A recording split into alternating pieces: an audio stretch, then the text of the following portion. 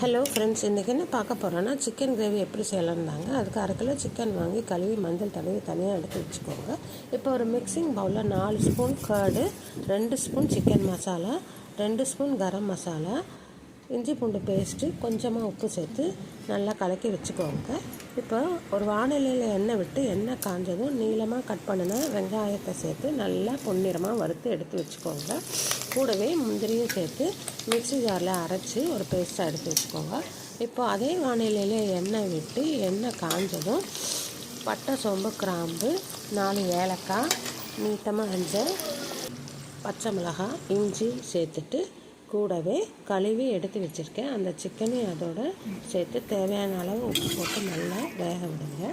இப்போ அரைச்சி வச்சுருக்க அந்த பேஸ்ட்டையும் இந்த சிக்கனோடு சேர்த்து நல்லா வேக வச்சிங்கன்னா அருமையான சுவையான சிக்கன் கிரேவி ரெடி. கடைசியாக கொத்தமல்லி தூவி பாருங்கள்.